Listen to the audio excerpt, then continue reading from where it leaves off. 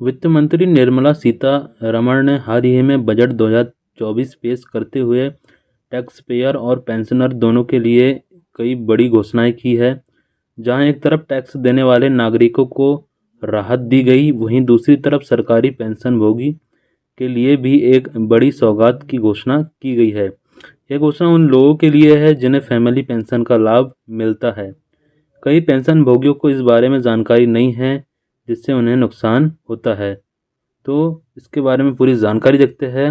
Standard deduction की limit बढ़ाई गई। सरकारी और गैर सरकारी कर्मचारियों और पेंशनरों दोनों के लिए वित्त मंत्री ने स्टैंडर्ड डिडक्शन की लिमिट को 50,000 रुपये से बढ़ाकर 75,000 रुपये प्रतिवर्ष कर दिया है। इसका लाभ उन लोगों को मिलेगा जो नई कर व्यवस्था का विकल्प चुनते हैं। इससे कर्मचारियों और पेंशनरों को कर में राहत मिलेगी और उनकी कर देयता कम होगी। सरकारी पेंशनर को बड़ी राहत, फैमिली पेंशन पर कर छूट बढ़ाई। सरकारी पेंशनर के लिए बजट 2024 में वित्त मंत्री ने एक और महत्वपूर्ण घोषणा की है, जिसके बारे में बहुत कम चर्चा हो रही है। फैमिली पेंशन पर कर छूट की सीमा को 15,000 रुपये प्रतिवर्ष से बढ़ाकर 25,000 रुपये प्रतिवर्ष कर दिया गया है। इसका मतलब है कि अब फैमिली पेंशन पाने वाले पेंशनर्स 25,000 रुपये तक की आय पर कोई टैक्स नहीं देंगे। पहले यह छूट केवल 15,000 रुपये तक की आय पर मिलती थी, लेकिन अब इस नई घोषणा में उन्हें 10,000 रुपये की अतिरिक्त छूट दी गई है। फैमिली पेंशन क्या है? फैमिली पेंशन वह पेंशन है जो किसी सरकारी कर्मचारी या पेंशन भोगियों की मृत्यु होने पर उसके परिवार को दी जाती है। यह पेंशन मृतक कर्मचारी की विधवा, विधुर या आश्रित बच्चियों को आर्थिक सहायता के रूप में प्रदान की जाती है, ताकि उनके जीवन यापन में कोई दिक्कत ना हो। फैमिली पेंशन के पात्र कौन है? सरकारी नियमों के अनुसार फैमिली पेंशन के लिए निम्नलिखित लोग पात्र होते हैं। विधवा, विधुर, मृतक सरकारी कर्मचारी या पेंशन भोगी की पत्नी या पति, जब तक कि वे पुनर्विवाह नहीं कर लेते। आश्रित बच्चे, यदि मृतक कर्मचारी या पेंशन भोगी के बच्चे 25 वर्ष से कम आयु के हैं तो वे आर्थिक रूप से आश्रित है, तो वे भी पेंशन के पात्र होते हैं।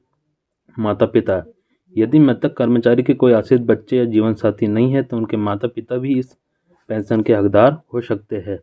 अविवाहित बेटी, अविवाहित बेटी भी फैमिली पेंशन की हकदार हो सकती है यदि वह किसी प्रकार की आय अर्जित नहीं कर रही है। फैमिली पेंशन की राशि कितनी होती है? फैमिली पेंशन की राशि कर्मचारियों के अंतिम बेसिक वेतन के 30% के बराबर होती है। यह पेंशन कम से कम 9,000 रुपये प्रति माह होनी चाहिए। इसके साथ ही महंगाई भत्ते का भी भुगतान किया जाता है। सेवा के दौरान मृत्यु, अगर कर्मचारी की सेवा के दौरान मृत्यु होती है तो उसके परिवार को अगले 10 साल तक बढ़ी हुई पेंशन मिलती है। इसके बाद यह राशि 30% कर दी जाती है। रिटायरमेंट के बाद मृत्यु, यदि पेंशन भोगियों की मृत्यु रिटायरमेंट के 7 साल के अंदर होती है तो उनके परिवार को वही पेंशन राशि मिलती है जो पेंशन भोगी को मिलती थी। 7 साल बाद मृत्यु होने पर फैमिली पेंशन 30% के हिसाब से दी जाएगी।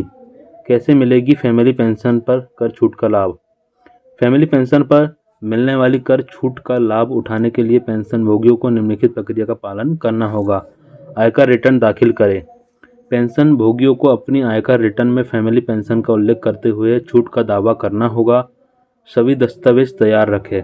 फैमिली पेंशन का प्रमाण पत्र और अन्य आवश्यक दस्तावेज तैयार रखें ताकि टैक्स छूट का लाभ प्राप्त किया जा सके। टैक्स प्लानिंग करें। पेंशन भोगियों को सलाह दी जाती है कि वे इस छूट का सही लाभ उठाने के लिए अपनी कर योजना का पुनर्मूल्यांकन करें। तो मेरे प्यारे दोस्तों, इस प्रकार की जानकारी थी पेंशन भोगियों को लेकर। पूरी जानकारी मैंने इस वीडियो के माध्यम से आपको दी है कि पेंशन भोगियों को किस प्रकार की सुविधा मिलेगी और किस प्रकार की जानकारी पेंशन भोगियों को प्राप्त होना चाहिए, उनके बच्चों को किस प्रकार की जानकारी दी जाए। सभी प्रकार की जानकारी इस वीडियो में आपको मिल चुकी होंगी दोस्तों। तो दोस्तों, वीडियो पसंद आया होगा तो इसे ज़रूर लाइक कीजिए। अगर आप हमारे चैनल पर नए हैं तो चैनल को जरूर सब्सक्राइब करें ताकि मध्य प्रदेश और देश के सभी आदेश, सभी योजनाएं, सभी भर्तियों की जानकारी आपको सबसे पहले मिलती रहे। धन्यवाद।